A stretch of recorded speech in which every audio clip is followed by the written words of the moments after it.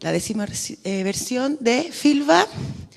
Esta es el último evento antes de la celebración final, así que agradecemos la hora, que estén acá, la presencia, ustedes siempre es tan importante en estos espacios de encuentro. La mesa que vamos a presentar ahora se llama Escribir por Escribir. Está conformada por Claudia Pablaza, Gonzalo Mayer, Leonardo Sangüesa y... Me equivoqué súper mal. Matías Celedón, perdón, sí, claro, tiene disculpe, me retiro de la... Bueno, ya. Y la mesa la va a moderar Sofía Silva, ¿no? Soledad Camponovo. Ya. Es licenciada en Historia y periodista de la Universidad Católica de Chile y máster en Estudios Latinoamericanos de la Universidad de Leiden, Holanda. Ha trabajado desde el año 2007 en las principales instituciones culturales del país. Trabajó en la Biblioteca Nacional, en las comunicaciones del proyecto Memoria Chilena y luego desempeñó distintos cargos en el Consejo Nacional de la Cultura y las Artes, actualmente Ministerio de las Culturas. Y luego, en el ámbito de la lectura y el libro, fue coordinadora programática de los 2 últimos planes de fomento de la lectura que se han realizado en Chile y hasta el año 2007 ejerció como coordinadora general de la Política Nacional de la Lectura y el Libro 2015-2020. Actualmente es la coordinadora de Fundación Plagio, organización cultural que entre otros proyectos desarrolla Santiago en 100 palabras. Bienvenida y muchas gracias. Gracias, Java. Hola a todos, muchas gracias por venir a esta mesa de Filba. Muchas gracias a Filba también por la invitación a ser parte de este proyecto, que me alegro mucho que haya vuelto a Chile después de algunos años de ausencia. Entonces, esta mesa, Escribir por Escribir, me acompaña Claudia Pablaza. Claudia ha publicado las novelas Diarios de quedar embarazada, Go y El amor, que recibió el premio cubano Alba de Narrativa para autores de menos de 40 años, de Latinoamérica y el Caribe, y Diario de las Especies, también los libros de cuento Todos piensan que soy un fakir, Siempre te creíste la Virginia Woolf y Autoformato. Sus libros han sido publicados en España, México, Chile, Perú, Estados Unidos, Venezuela, Italia y Cuba.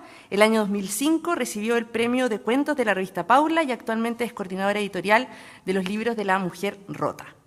También en esta mesa está Matías Celedón.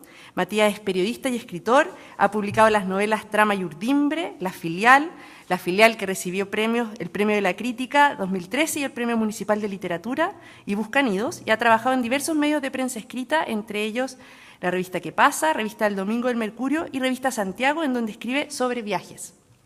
Sus crónicas y relatos han sido seleccionados en diversas antologías y se ha desempeñado como guionista en proyectos documentales y de ficción en Santiago y en Buenos Aires.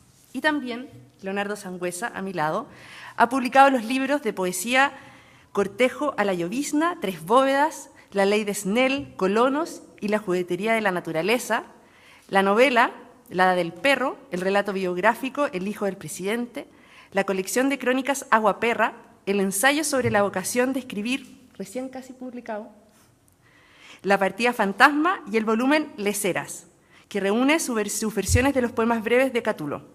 Su trabajo literario ha sido reconocido con numerosos premios, entre ellos el Premio de la Crítica, el Premio de la Academia Chilena de la Lengua, el Premio Internacional Rafael Alberti, el Premio Manuel Acuña de Poesía en la Lengua Española y también el Premio Pablo Neruda por su trayectoria. En esta mesa, Escribir por Escribir, vamos a conversar desde la motivación de abordar la cotidianidad, el día a día, y se invita a los participantes a conversar sobre esa escritura que es una mezcla entre ensayo, reflexiones personales y autobiografía.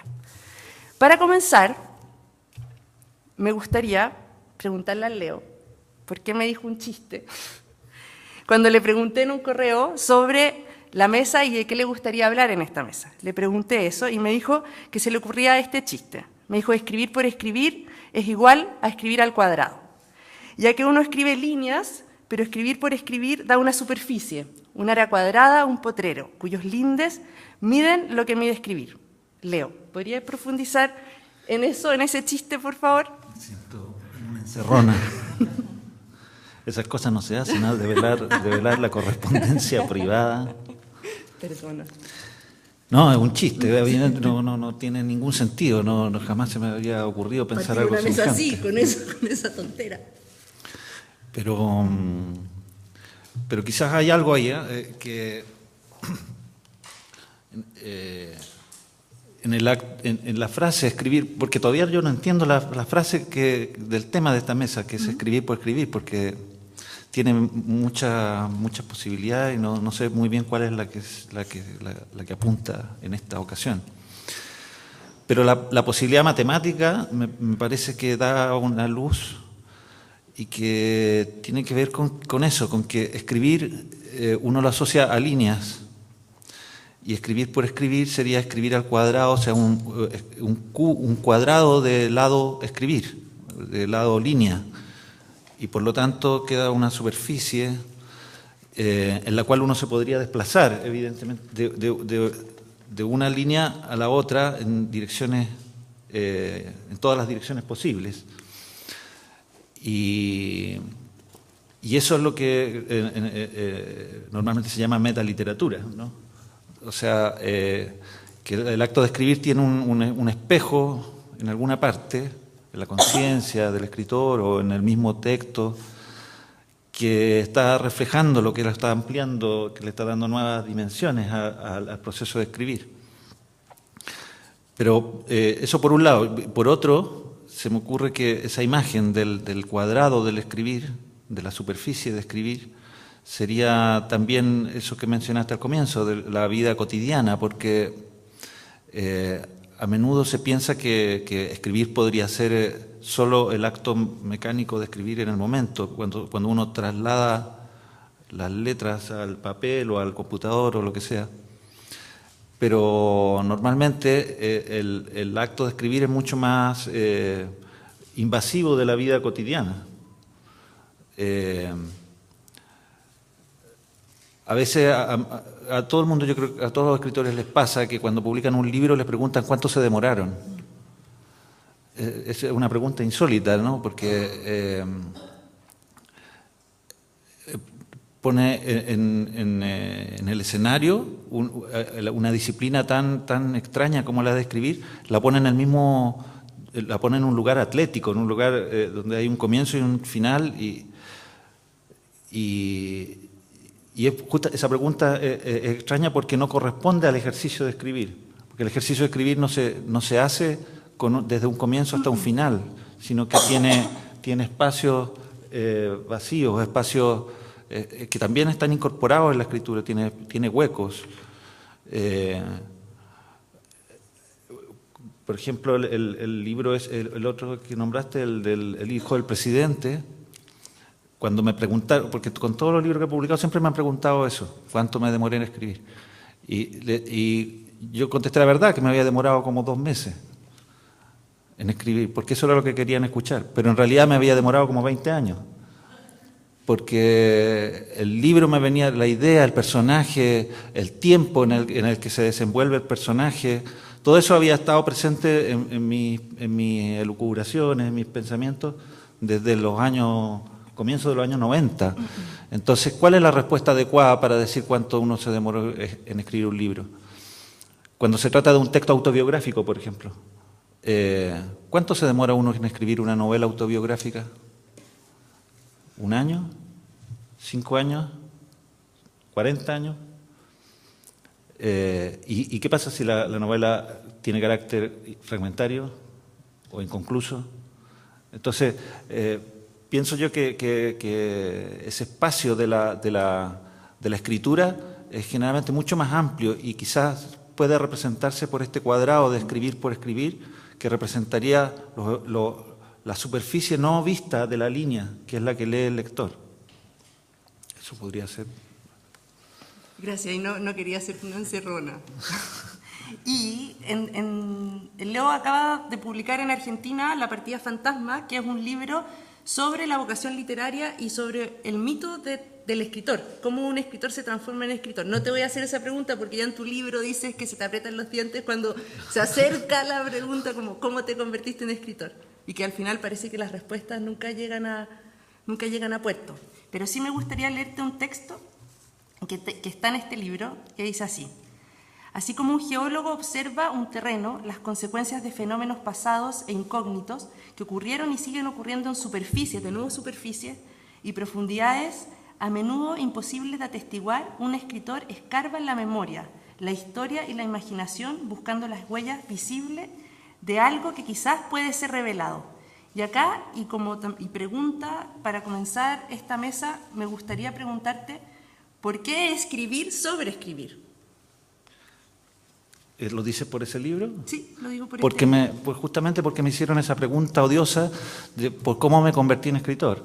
Y en particular, cómo me convertí en escritor siendo que yo estudié geología, que soy geólogo de hecho. Entonces me pidieron que yo escribiera una crónica, un relato, un ensayo acerca de ese proceso. Y como yo no quería contestar esa pregunta, hice toda una teoría acerca de la pregunta y terminó saliendo ese librito. Pero efectivamente hay puntos de contacto entre oficios y disciplinas ajenas a la literatura y la literatura o el acto de escribir. En el caso mío, la geología son prácticamente idénticos porque los geólogos básicamente lo que hacen es buscar rastros que les resultan posibles de averiguar. O sea, se pueden hacer sondajes de, qué sé yo, de 1000 metros máximo, ¿no? Pero más allá de eso no se puede. Y son carísimos. Entonces lo normal es que un geólogo tenga que conformarse con lo que pilla en la superficie, porque o si no es plata perdida. Y a partir de esos indicios que va pillando en la superficie, pues, qué sé yo, el tipo de rocas que hay, las estructuras que va encontrando, en toda una región, va pues, estableciendo relaciones entre una roca y la otra, relaciones tanto espaciales como temporales, y a lo largo de todo ese proceso, que se basa en puros vestigios, logra reconstruir la historia geológica de ese lugar, que puede ser de un par de millones de años hasta cientos o miles de millones de años. En el caso de Chile es particularmente rico en ese sentido, porque si tú haces la historia geológica de un punto de la Pampa Argentina, es probable que el relato te dure 2 líneas, porque no hay nada, hay un solo fenómeno, no hay más. En cambio, se hace una historia de la historia geológica de Chile desde la costa hasta la cordillera, es probable que tu historia dure unos 4.000 millones de años, ¿no? Entonces sería un poco largo de condensar. Pero mi idea era esa, que podía establecerse una conexión entre los demás oficios y el acto de escribir. Supongo yo que se puede hacer con los otros oficios también. Con la disciplina de la medicina, por ejemplo, se podría establecer ese tipo de conexiones.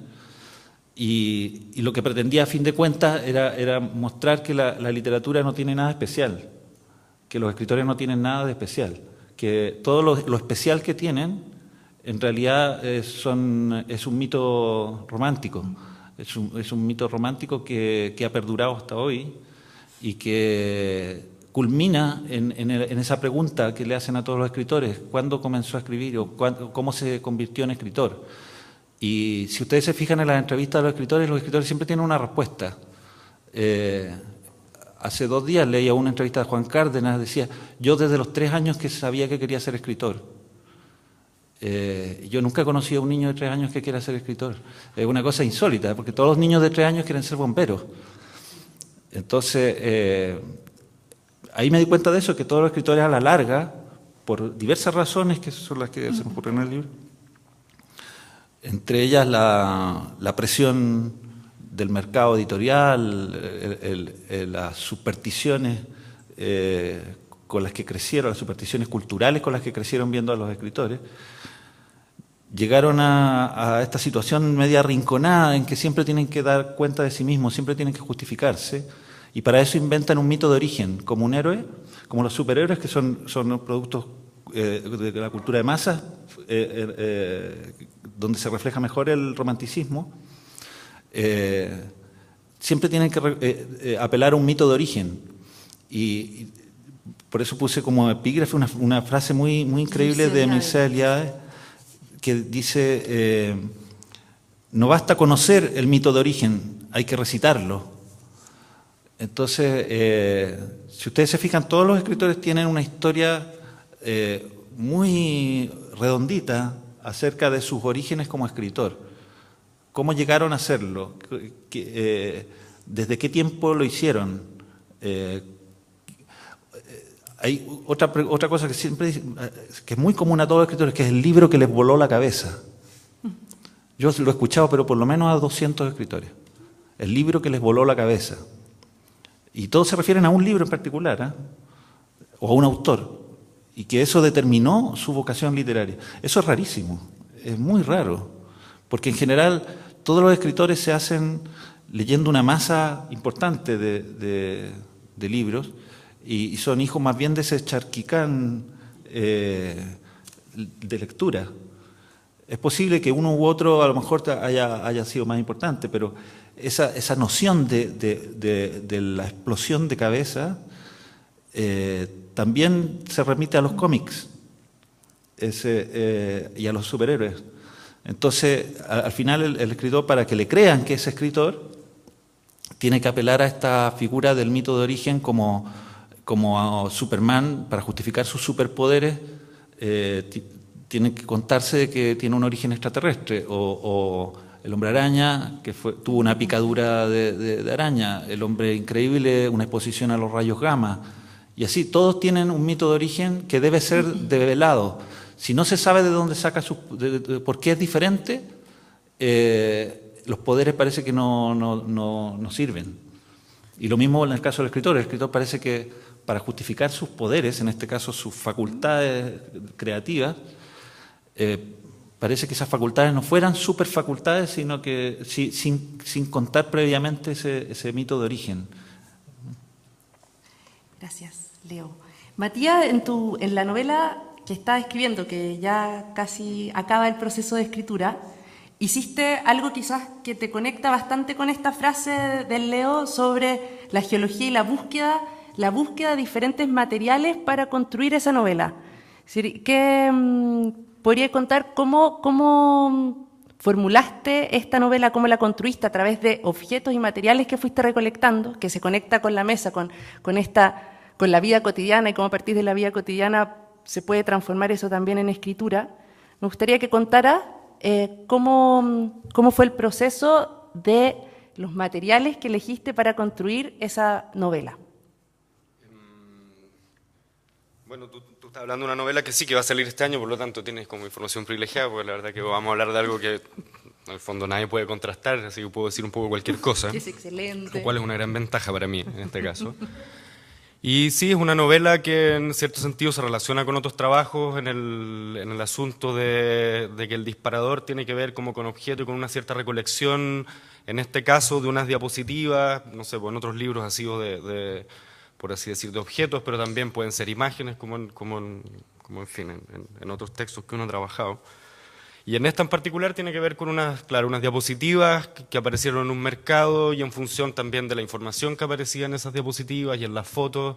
Bueno, no es un proceso nada nuevo, eso se ha hecho en películas, se rastrea hasta mismo en cuentos, por lo tanto, en el fondo, en fin, se enmarca quizás más bien dentro de una tradición de relatos que justamente empiezan a interrogar esos mismos, por así decir, registros o documentos donde también hay historias desde donde uno puede como comenzar a disparar sus procesos creativos. Yo comparto un poco lo que dice el Leo, que creo que hay pocos oficios quizás que donde también tengan que como que uno dar una explicación de por qué hace lo que hace, o se le pregunte también como por qué se justifica. Yo creo que un poco lo que comparte un poco el gremio de los escritores con el de los zapateros y probablemente con el de los doctores tiene que ver con que en el fondo es una forma de matar el tiempo, y es la forma con que cada uno logra entender el mundo y reducir en el fondo la complejidad de lo que está sucediendo. En mi caso tiene que ver con una inteligencia más bien narrativa, digo inteligencia por ponerle un nombre, pero por ahí es otra cosa. es una habilidad más bien, o un oficio, como en general la literatura también, claro, quizás justamente ese oficio en un contexto hoy día donde todos deben ser tan profesionales hace que uno tenga que estar diciendo, mira, yo la verdad, desde los 3 años que quiero ser escritor y el libro que me voló la cabeza, El hombre que fue jueves. Eso sí, es cierto, son demandas que son totalmente extraliterarias. Yo creo más un poco en el escritor que escribe para saber por qué escribe, que está tratando de entender cuál es la historia que está contando. Me acordaba ahora mientras hablaba el Leo que bueno, uno que se ha hecho terapia y ese tipo de trabajos narrativos personales o acudido en el fondo, a la ayuda de un psicólogo, como diría quien, una especie de editor en el fondo. He llegado a la conclusión que hay momentos, ponte tú, confusos de mi propia vida que han tenido que ver con narraciones más confusas, en el fondo con libros más confusos, y momentos donde uno ha estado por ahí, decir, en un escenario un poco mejor, o al menos con los elementos narrativos del propio argumento más clarito, o mejor definido, más perfilado, donde también en el fondo se traduce eso en la misma escritura en un cierto orden y un manejo distinto. O sea, en sentido, para mí la literatura y el oficio de cada libro, en el fondo, tiene que ver con un correlato del acontecer, con un correlato de lo que yo estoy siendo en ese minuto.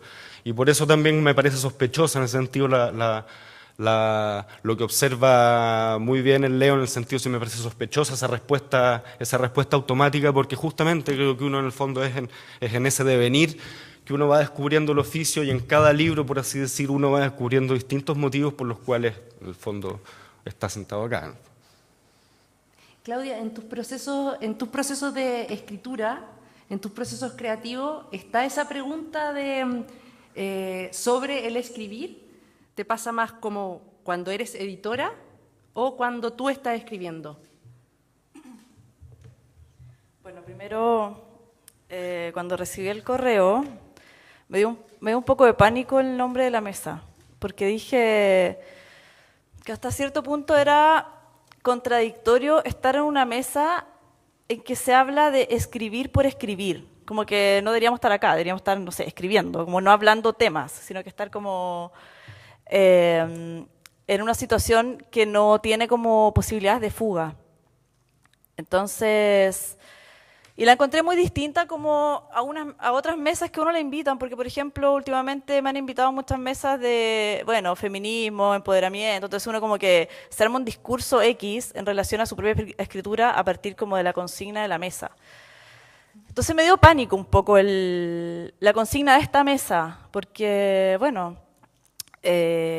como que no hubiese nada más que hablar, digamos, como que no sabía qué decir en realidad. Incluso tú me preguntaste, bueno, ¿qué podríamos hablar en esta mesa? Yo no sé, o sea, no sé cuál sería la respuesta. Y después pasaron los días, me puse a pensar y dije, bueno, obviamente, bueno, de partida comparto como los comentarios de Leonardo y de Matías, en el sentido en que uno siempre se está armando un relato acerca de su propia escritura. Y el relato creo que va cambiando en relación al libro que uno va escribiendo, en relación como a los procesos vitales que uno va teniendo, en relación a, no sé, al contexto, no sé, social o político en que uno se mueve. Y bueno, perdón, la pregunta era... No, dale, si tu pregunta por la escritura, ¿te surge la pregunta de por qué estás escribiendo cuando escribes más como escritora o como editora? Es que las dos cosas me las cuestiono bastante, como obviamente mi proceso de escritura y mi proceso como editora, si bien van por una misma línea, en el sentido de que la edición tiene que ver mucho como con mis lecturas. O sea, en el fondo lo que uno edita o lo que uno escoge para publicar tiene mucho que ver con lo que uno lee y cómo uno quiere presentar un proceso de lectura a los demás. El proceso de escritura también tiene mucho que ver con eso, tiene que ver con las propias lecturas, con los encuentros que uno tiene con libros, con, no sé, como depende del libro, creo yo. Ha sido, creo que de todo, no sé, hasta el momento he publicado 6, 7 libros y siempre me estoy como arrepintiendo o siempre estoy como viviendo procesos distintos con cada uno de los textos. Entonces, sí, o sea, siempre me estoy preguntando por qué escribo, para qué escribo y creo que nunca llego a esa respuesta. O sea, como que no lo tengo claro, no podría inventar, o sea, yo igual soy psicóloga y podría decir, bueno, escribo porque me siento bien escribiendo, me hago autoterapia o siento que lo que tengo que contar es muy importante, pero creo que finalmente el nombre de la mesa está súper bien puesto porque finalmente escribo para escribir nomás, como que no creo que tenga mucho más allá que decir, no, si bien me han tildado como de feminista o de, qué sé yo, de trabajar con material autobiográfico, del psicoanálisis, desde la academia o desde los medios siempre te tildan de algo. Son lecturas externas que pueden ser válidas, pero nunca son como el proceso mismo. Es como, siempre hay una construcción al respecto, al parecer. Matías, en tu novela Artefacto, La filial, en donde un burócrata queda en medio de un apagón y empieza a dejar constancia de este hecho a través de timbre. Esa es la novela La filial. Dice en uno de los timbres, el burócrata: interrumpo mis labores cotidianas para dejar constancia. Entonces, te quería preguntar, y siguiendo con lo mismo que estábamos conversando antes, si crees que al final todo el proceso de escribir tiene que ver con ese dejar constancia finalmente, dejar constancia de lo cotidiano, de lo que se te va entre las manos, como este burócrata que está ahí en medio del apagón y está dejando constancia de lo que le está pasando. La verdad que sí, muy aceptada la lectura de Soledad. No, de verdad que, o sea, en algún punto lo que decía antes también, como es la forma que uno tiene de matar el tiempo. O sea, en el fondo yo creo que cada quien encuentra sus métodos para eso. En particular en la filial, justamente en la acción también hay un intento de aterrizar por decir, la visión de un autor que en general, como decía Leo, uno la ve absolutamente idealizada en un relato que es totalmente ajeno al autor y que tiene que ver más con una construcción extraliteraria y de los medios, versus el oficio real, que tiene que ver con mucho más parecido al oficio de un funcionario, estar encerrado en una cierta cantidad de horario, atento en este caso, que si bien él mismo está trabajando materialmente las letras, porque está trabajando con el timbre, el tiempo de pronto a la hora de corregir un texto, un párrafo, todo eso es un oficio, sí, en el fondo tiene que ver, es más parecido al oficio de un funcionario público en términos de un horario de trabajo y desde el anonimato fundamentalmente, desde donde se ejerce, igual con un zapatero en el fondo que también está metido en su espacio. He vuelto varias veces a los zapateros, creo que hay algo debe ser ese deseo natural de todo, como del zapatero remendón, de que uno se acueste y alguien haga el trabajo por uno. Creo que es parte de la fantasía también del escritor, que alguien haga la pega en la noche por uno. Pero sí hay un elemento ahí que creo que tiene que ver con dejar constancia en la acción, en la escritura. Ese libro en particular justamente se imprime y se trabaja en ese sentido como de manera análoga y apuesta también a ciertos elementos como extra narrativos, más gráficos, pero como para terminar de componer en el fondo la experiencia misma de esa narración. Apuesta también a eso, a decir, bueno, ¿cuál es la importancia justamente de que haya constancia? Aquí se extrema en el caso con el apagón, pero en el fondo hay una materialidad, hay una acción que queda hecha y esa es la labor del autor en el fondo, dar cuenta de, mostrar y decir, bueno, así lo veo yo. Si a alguien le interesa, mucho mejor, pero en algún punto creo que claro, que es justamente una actividad improductiva e inútil. Y la pregunta del escribir por escribir en algún punto tiene implícito ese mismo juicio que es muy contemporáneo, que es en el fondo cómo usted se dedica a algo en el fondo que es improductivo y que es inútil, cuando hoy día se trata de ser productivo y útil, en el fondo. Y creo que justamente el valor de la literatura tiene que ver con eso, con esa inutilidad. Leo, tú escribes semanalmente columnas en LUN, sí. Y ahí hay claramente dejar constancia de lo que está pasando en el aire. Incluso las columnas las escribe el día en la noche antes de que salgan, entonces son muy contingentes. No muy contingentes, Sí, en son realidad. contingentes. No, Casi todas. no. Bueno, tú sabes más de lo. La última, de hecho, fue sobre el perro de mi vecina. No. Pero, por ejemplo, hay una de un terremoto, que el terremoto había sido recién y a la otra sale un Claro, terremoto. pero si hay un terremoto, Hay una, no hay hay manera de una- no escribir acerca de... Pero hay una... Sí, no, pero entiendo por dónde va. Lo que sí tiene de contingente, que apela a la contingencia del autor, yo creo que es más... Eso yo creo que las urgencias que tiene el autor y sobre todo la urgencia de terminarlo, porque después de... no sé cuántos años llevo ya haciendo eso, más de 15, ya llegué a un punto en que descubrí que la mejor manera de hacerlo es esperar el último momento y confiar en que lo terminaré antes de la hora del cierre. Entonces, generalmente me demoro media hora, una hora en escribir una columna. Y antes, cuando recién empecé, me hacía mala sangre porque tenía que elegir el tema, de ahí me ponía a averiguar cosas sobre el tema. Y podía demorarme 2 días en escribir una columna de 500 palabras, o sea, era una cosa de locos. Y llegué a este método que espero hasta última hora y cuando no se me ocurre nada de nada, siempre recurro a la improvisación, a una frase y la desarrollo y hay un sistema de asociación de ideas que siempre me llevan por el camino a terminar la columna. Pero hay algo que me interesa, que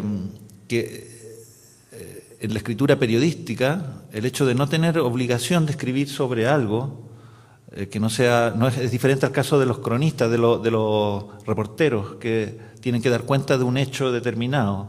Qué sé yo, atropellaron a un fulano en la esquina, el tipo tiene que ir y escribir sobre ese hecho. Yo no tengo esa imposición del tema. Entonces, esa misma libertad hace que yo enfrente el texto de una manera no periodística, sino de una manera literaria. Y hace que esa urgencia por terminar el texto presione el hecho literario de escribir. Yo, el resto de mis cosas, las cosas que escribo en libros, nunca tienen esa presión. Porque no sé, hay escritores que sí lo hacen, qué sé yo, el ministro, ¿cómo se llama? Rojas, el breve. ¿Cuánto se demoró en escribir un libro? Fue una cosa insólita, ¿no? Y estaba obligado a terminarlo lo antes posible, porque si no, si se demoraba 2 días más, ya la gente se había olvidado de él, porque su aparición en la escena política había sido tan efímera que tenía que aprovechar el relampagón de su caso para hacer eso. Pero en general los escritores no tienen esa presión de terminar algo rápido. Y me parece a mí que ese choque entre periodismo y literatura refleja bien este asunto de escribir por escribir, de otro punto de vista, porque hay una utilidad, porque es un texto finalmente periodístico, va a salir en el diario, la gente lo va a leer, a veces sin querer leerlo, porque hay gente que lee todo el diario. Si está en una sala de espera, está obligada a leer lo que haya y va a leer esa columna que no quería leer. ¿Ya? Entonces es un texto periodístico. No es... ¿Y hay un goce en eso? Como en ese, como ya en algo que ya te sale solo. ¿Hay un cierto goce o no? No, hay un aburrimiento, una monotonía. No es desagradable, sino que es una... ¿Repetición? Sí, es como un automatismo. Y a mí me gusta el automatismo. Pienso yo que en el automatismo, tal como descubrieron los surrealistas, hay una puerta que se abre hacia un mundo que uno ignora el resto del tiempo. El resto del tiempo uno es más bien racional, piensa, no sé, si quiere caminar, siempre sabes que tienes que dar un paso y después el otro. Si intentas dar los dos pasos a la vez, lo más probable es que te caigas. O que pegues, que vayas como los gorriones, así como dando saltitos. Entonces tú tienes que pensar, un pie primero, el otro después. Pero en cambio en el automatismo haces cosas que son inesperadas y que te conectan con zonas los surrealistas lo atribuían al inconsciente, ¿no? O sea, pero uno podría simplemente constatar que esa zona es inexplicable. Y la conexión con ese automatismo forzado, esa conexión forzada que hace la escritura periodística, es entretenida por ese lado. Porque el automatismo en el trabajo, qué sé yo, en una narración, cuando tú estás contando algo, una historia, aparece de manera ocasional. Por ejemplo, en el adjetivo milagroso, cuando pasa un perro y el perro resulta ser de pronto, no sé, pienso yo en un texto que una vez escribí que puse un perro y el perro iba lanzado a chorro por un sitio eriazo. Ese lanzado a chorro no sé de dónde salió, porque los únicos que van lanzados a chorro son los lanzas y los aviones. Entonces ese automatismo me parece que es el gesto gratuito más gratificante de la literatura, porque te conecta justamente con esas zonas extrañas de la mente, de la mente que uno cree controlar también, ¿no? De repente aparecen cosas que no creíste que iban a aparecer, que no sabes de dónde salieron, que son misteriosas totalmente.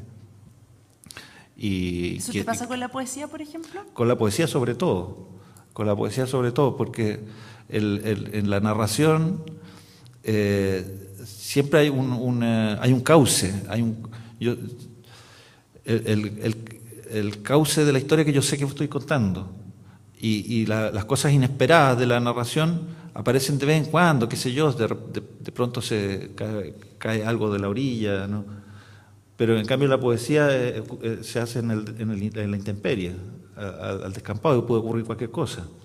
Entonces generalmente está gobernada por estos automatismos extraños que gobiernan el texto. Al revés, en el periodismo el texto es el que gobierna los automatismos. Y en las columnas yo hice como una fusión de esas dos cosas. No sé, a lo mejor es muy estúpido esto que estoy diciendo. Oye, Claudia, ¿a ti te pasa qué hecho cotidiano es susceptible de ser escrito? ¿Qué lo gatilla ese hecho cotidiano para que tú lo escribas? Depende, porque me pasa que hay una diferencia entre escribir cuentos y escribir novelas. Cuando he estado trabajando novelas siempre son como sucesos vitales sostenidos en el tiempo y que me afectan como temporalmente de forma extendida. En cambio los cuentos son como, no sé, cosas como muy, casi sin importancia, así como cosas que de repente veo o que escucho o algo que se me ocurre y que dura muy poco tiempo, o sea, no sé, una imagen, por ejemplo, o una idea, algo que me da risa por lo general, algo que de lo cual, no sé, me causa como ironía o impresión. En cambio las novelas casi siempre son cosas como que me conmueven o me mueven o me resuenan mucho tiempo. En ese sentido, por ejemplo, en el último libro estaba el tema como presente, el tema de la maternidad, que es un tema que lo tuve ahí como en mi cabeza, creo que después de los 30 años en adelante, empezó como a hacerme mucho ruido, desde pensarlo como imposición social, pensarlo como imposición emocional, y pasaron los años y hasta que finalmente se configuró en una novela. Lo mismo con, no sé, quiebres amorosos, por ejemplo, que han sido dolorosos y se han sostenido en el tiempo, También finalmente he terminado trabajándolos como texto narrativo más de largo aliento, como una novela. A diferencia, como te decía, los cuentos, que de repente, no sé, por ejemplo, me pasó mucho en autoformato, mi primer libro, que ya publiqué hace como 15 años, yo creo, o sea, no sé, el 2004. No sé, me da risa un profesor, por ejemplo, en clase. Yo estudié psicología, pero después pasé por literatura, y cosas breves, y de ahí sacaba material de escritura. Entonces podría ser primero esa gran diferencia dependiendo del formato que estoy trabajando. Oye, Claudia, y sobre esa novela, Diario de quedar embarazada, cuando leí lo que tú hablabas de la novela, estaba súper cruzada con tu biografía, Sí. ¿cierto? Entonces me preguntaba, ¿qué motor o qué habías pensado, por qué decidiste ficcionalizarlo y no contar una experiencia directamente? No contar la experiencia directamente y contaste la ficción. A ver, en Diario de quedar embarazada, igual está la experiencia, ya está la experiencia en la primera parte del deseo y la obsesión de quedar embarazada, más que de ser madre, del proceso biológico e instintivo como de tener, no sé, un ser adentro tuyo, como que en realidad el deseo era ese, más que el deseo de quiero ser mamá y me encanta ser madre y quiero criar a mis hijos y educarlos. Ese no era mi rollo, o sea, mi rollo era mucho más como primitivo. Entonces, está la experiencia real, tanto en la primera como en la segunda parte, o sea, efectivamente estuve en una residencia de escritores, efectivamente me metí con el cocinero, como esas cosas eran como reales.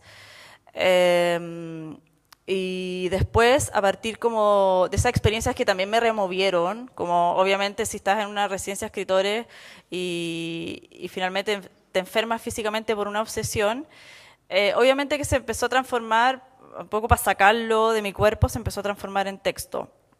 Y aparecen como los dos procesos, de forma como súper, no los podría como desentrañar, no podría decir esto es real y esto no fue real. Aparecen los dos procesos, como mi experiencia vital, y aparece como el momento en que finalmente la experiencia vital no me bastaba y necesitaba como empezar a generar texto que iba un poco más allá de esa supuesta realidad, entre comillas.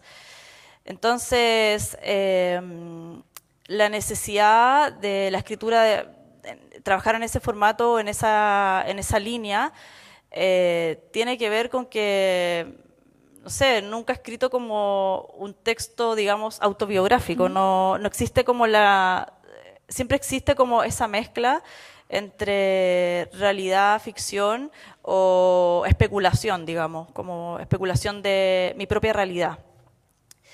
Entonces, eso en general con ese texto. Y incluso lo hiciste, es un diario, incluso es un diario. Entonces Es un diario, sí. Llegó a ser un diario porque el formato de diario es un formato como tramposo, es un formato como simple de trabajar y un formato que en realidad a uno le da como, a ver, ¿cómo decirlo? Como que era la forma más fácil de escribirlo. O sea, como que tampoco estuve pensando demasiado tiempo el formato, porque había una urgencia que era externa a mí, que yo estaba en una residencia de escritores y cuando pasaran 2 meses, tenían que pasar 2 meses, yo tenía que entregar un libro hecho. Entonces, el formato de diario se me ocurrió, fue como por circunstancias externas, porque el primer libro que tenía escrito, al llegar a la residencia de escritores, se me borró, o sea, no se me borró, pero como que el computador se mojó porque me equivoqué de tren y en vez de ir a Italia me fui a Suiza, entonces en el camino como que me tuve que bajar en un pueblo que no me acuerdo dónde era, y se me mojó el computador y perdí todo, y por la urgencia elegí un formato simple, que era el formato diario, y que me acomodaba porque era justamente los 42 días que tenía que estar en la residencia, o no sé, no, más de 42 días. Después lo corté. Entonces, ese formato estuvo en función de algo externo que me pasó. Y de ahí lo tomé como opción. Nunca estuvo la pregunta de voy a contar la experiencia directamente.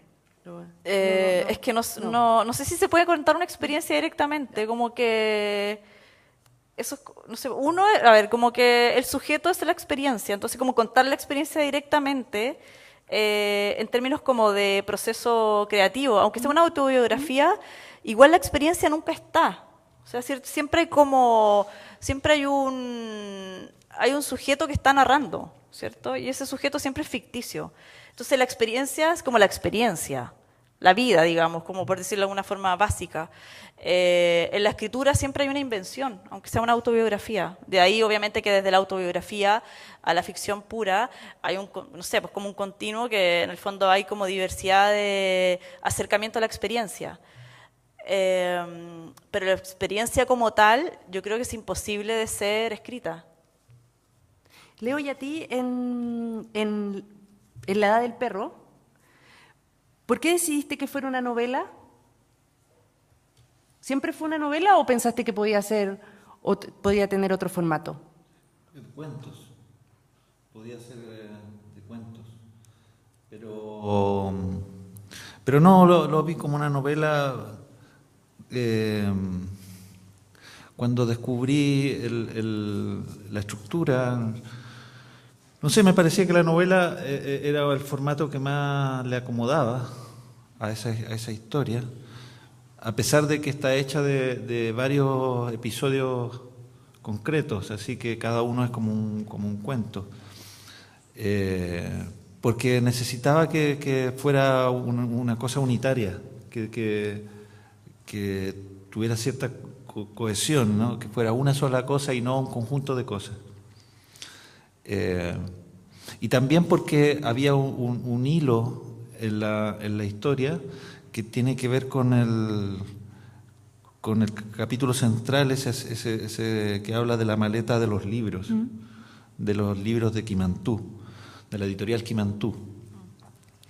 Me parecía que esa imagen de la maleta rescatada del libro Quimantú, que después había sido comida por los ratones, reflejaba un poco una situación generacional, histórica, porque en este asunto que se ha llamado la literatura de los hijos y todo eso, se olvida un elemento clave que es cuál es la situación de esos hijos con respecto a la generación de sus padres. Siempre se habla de lo otro, de cómo se cambia el punto de vista desde la mirada infantil para contar la historia de los padres. Pero también hay una historia de la generación. Y en este caso era una imagen que a mí me daba vueltas, que era este asunto de cómo se recibe un patrimonio, digamos, una historia patrimonial, que en este caso es el proyecto literario de la Unidad Popular, reflejado en el catálogo de Quimantú. Eso es rescatado por alguien mayor, por en este caso el padre del niño que narra, pero esa maleta no llega íntegra, llega hecha polvo, llega hecha un picadillo de papel. Y me parecía que eso graficaba un poco la herencia, no sé, el estado de las cosas en el que nosotros nos asomamos a la juventud. Llegar a un lugar como prometido, que era el fin de la dictadura, pero encontrar esa tierra prometida hecha mierda, o sea, hecha picadillo. Como la recuperación de la memoria, pero encontrar, una vez que la memoria está recuperada, encontrar que la memoria está destruida. Esa idea me parecía que era el hilo central de todo era el hilo que conducía el libro, y por eso me parece que se me ocurrió que casi toda la novela el narrador está arriba del techo, Eso es casualidad, no es que sea algo premeditado, sino que de repente se dieron estas circunstancias. Y me pareció que el techo era el mejor lugar para narrar, porque las cosas ocurren, como dice la misma novela, por ahí que dice que las cosas ocurren dentro de las casas, no arriba de ellas. Y los ratones, que eran los causantes de la destrucción de la memoria, vivían en el entretecho.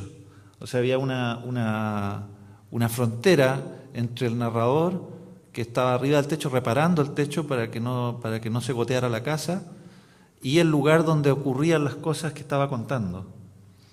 Y la capa de ratones era como una presencia permanente, ominosa, que estaba ahí, que es el miedo profundo del narrador, que son las ratas, ¿no? Que representan muchas cosas, o sea, representan la ruina moral, pero también la ruina en el sentido de la miseria, de la pobreza, qué sé yo.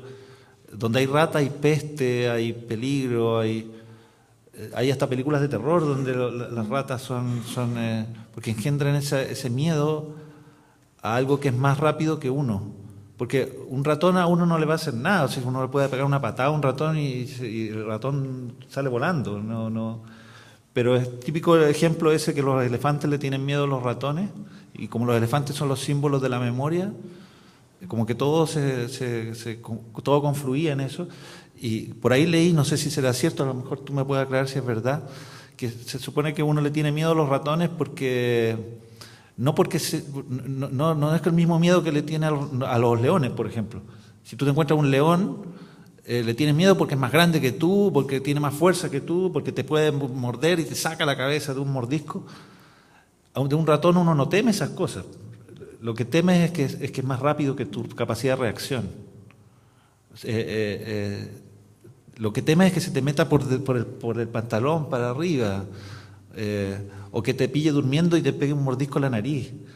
Ese tipo de miedos ridículos me parece que dicen mucho más que el miedo que uno le puede tener a un león, por ejemplo. Y esa es la manera que yo creo que encajaron esos fragmentos, esas historias, en base a esto, ¿cómo se llama? Andamiaje que fue apareciendo, ¿no? O sea, desde la posición del narrador, ¿cómo le llaman? La situación de la enunciación, ¿no? Hasta los elementos de las imágenes, los elementos metafóricos de las imágenes que aparecen en el libro. Me parece que todo fue como ensamblándose así de esa manera. Matías, es una pregunta, es común, pero la encuentro interesante. Es un lugar común la pregunta que te voy a hacer, pero siguiendo lo que habló Claudia, lo que habló Leo sobre sus novelas Diario de Cara Embarazada y La Edad del Perro, que son a partir de la experiencia propia. ¿Tú crees que es posible escribir algo que no sea biográfico? Sí, o sea, creo que es posible, pero en algún punto, claro, como decía la Claudia, en el fondo siempre es una representación que tiene un mediador y ese mediador es medio ineludible, pero... Y por otro lado también hay una memoria emotiva que es desde donde uno trabaja. Si el otro día me acuerdo que estaba viendo un documental que hay en Netflix de Chris Marker sobre Akira Kurosawa, y se manda una reflexión muy bonita a propósito del diario, de la autobiografía en el fondo de Akira Kurosawa, que él contaba que para un terremoto que hubo en Tokio, cuando Akira Kurosawa era chiquito,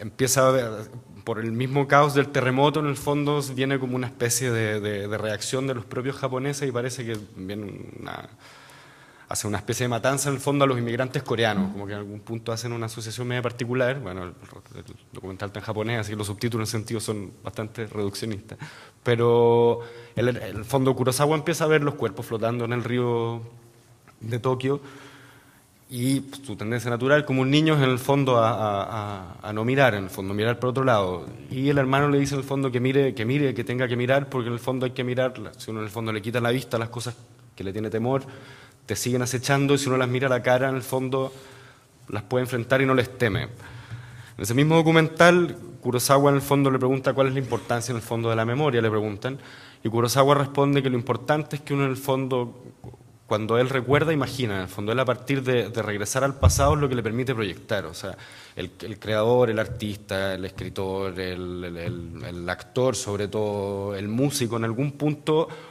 para imaginar recuerda, y creo que en ese elemento es justamente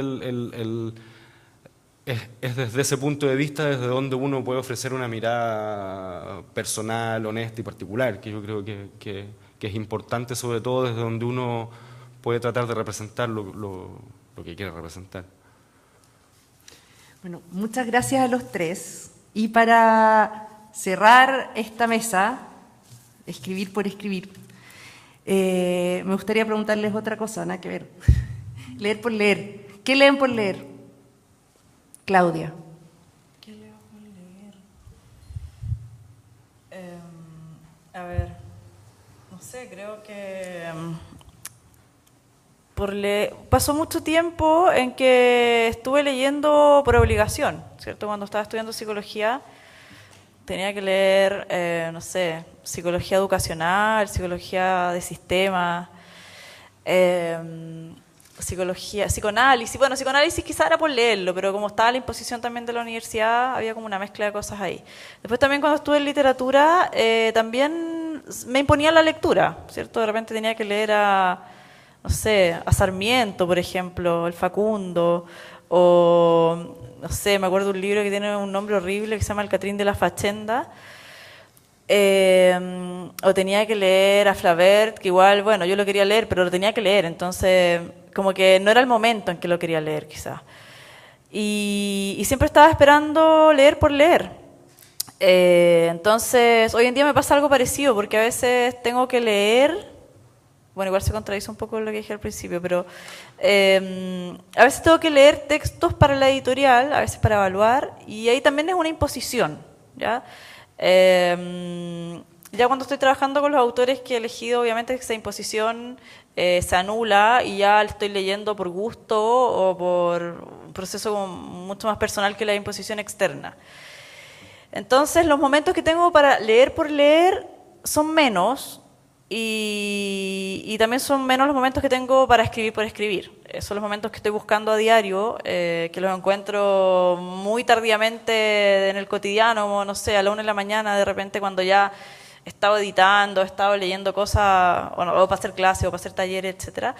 Y estoy leyendo por leer. Ahora estaba leyendo un libro que publicó Lorena Amaro, que se llama La pose autobiográfica, que es un libro que hace un repaso la historia de la literatura chilena, de qué cómo han sido las escrituras autobiográficas, sobre todo rescatando como a las mujeres que han escrito, que han partido con procesos autobiográficos, obviamente que en algunas han derivado en ficciones, y también desde, no sé, creo que aborda como desde el siglo XIX hasta hoy en día, digamos.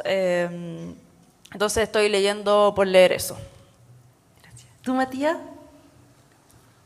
A ver, por leer, bueno, en general, a ver, bueno, el horóscopo fundamentalmente leo por leer, aunque me resulta inevitable. ¿Alguno favorito? ¿Algún horóscopo favorito? Obvio, sí, bueno, hay una página en particular, pero bueno, sí, el de Luna, hay una página que se llama Astro, después pierdo mucho tiempo leyendo el horóscopo, así que en ese sentido es por leer.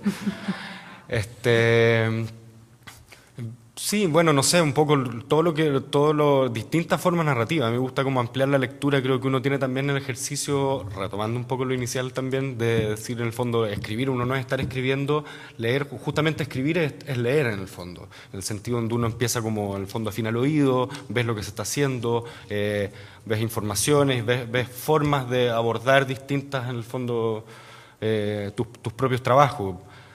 Leer series, leer películas, leer atento cierta música, ciertas letras de canciones, leer lo que está saliendo en el diario, aunque ya nadie le compra los diarios, pero en el fondo hay ciertas noticias que se recogen solo de forma impresa.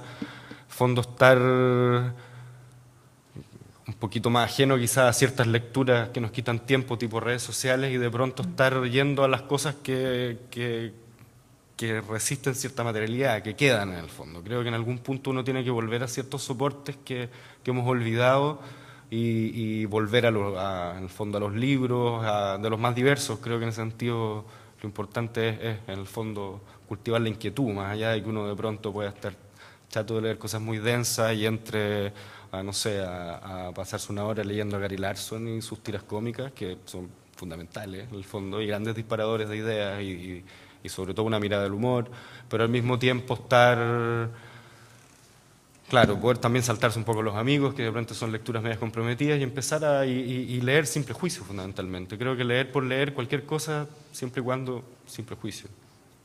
¿Y tú, Leo? Me quedé dando vuelta a la frase leer por leer, porque en realidad yo nunca leo por leer. ¿Es verdad que lees caminando? Sí, yo lo he visto. Es que el momento más, aunque parezca contradictorio o paradójico, es el momento en que uno está más solo cuando camina. Claro que ahora tengo que leer puros libros de letra grande. No puedo leer esos tamaño 11, no, ya. No. Bueno, el caso es que nunca leo por leer, porque o bien leo porque quiero hacerlo, por voluntad, por ganas de leer, porque estoy atravesado, porque hay un autor que hace rato que estoy interesado en leerlo y cuando finalmente lo consigo lo leo por gusto.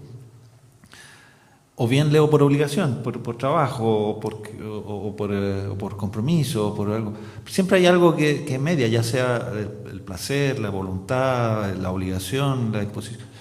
Nunca leo así como quien lee al pasar, ¿no? Lee involuntariamente. Eso para mí es leer por leer. Así cuando uno se pone a leer algo, qué sé yo, en la consulta al médico te pones a leer el calendario. Eso para mí eso es leer por leer.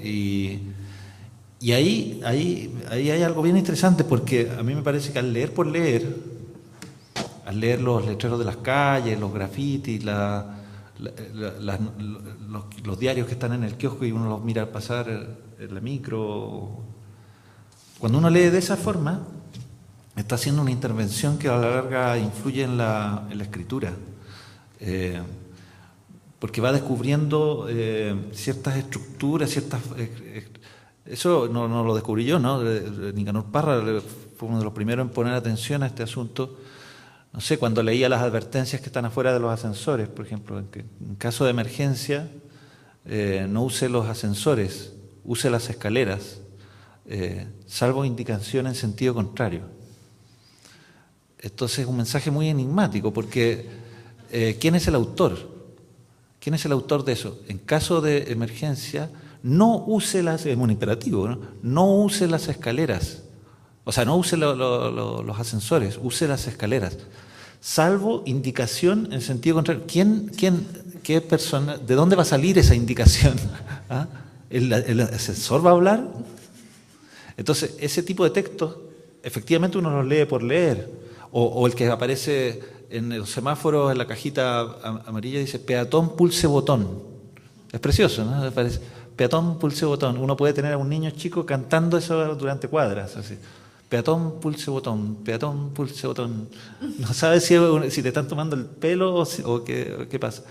O en las cruces ferroviarios, cuando decía, no sé si todavía dice, pero dice sin guardavía cruce. ¿Qué significa eso? Sin guarda vía cruce. O sea, sin cuidado vía cruce usted, o sin guardavía, o sea, sin la persona que cuida la vía, este es un cruce que... O sea, la estructura es tan enredada, sin guardavía cruce. No sabes qué significa. Si te están diciendo cruce nomás, cruce sin guarda, no tenga problema. Sin guarda, ¿no? Sin guardavía cruce. O bien, ojo, aquí no hay guardavía. Entonces, me parece que esas frases que uno lee hacia el pasar, o las que escucha al pasar, o las que ve así de manera totalmente involuntaria, a la larga son una manera de ir cargando la batería, ¿no? La batería del oído literario. Me parece a mí. La mayoría de mi generación recuerda cuando los recorridos eran con nombre, de Santiago por lo menos. Yo cuando llegué a Santiago el año 91 todavía tenían nombre. Fue el último año. Al año siguiente cambiaron por las amarillas. Y se llamaban Matadero Palma, Bilbao Franco, Tobalaba las Rejas, la Tropezón, la Pila Cementerio, la Pila del Ganso. Yo me pregunto cómo me aprendí todos esos nombres si yo no, apenas tomaba una micro, que era la Matadero Palma número 2, que iba a la Avenida La Feria. Después siempre anduve a pie, entonces, ¿por qué me aprendí esos nombres? Porque los leía. Y todo el mundo los recuerda y por eso hay una especie como de nostalgia de esas micros, porque todo el mundo leía me parece que eso leo por leer, las cosas que aparecen en la calle, las instrucciones del atún, las instrucciones de los medicamentos, del paracetamol, siempre leo todas esas cositas. Ahora ya no, porque no tiene la letra muy chica, pero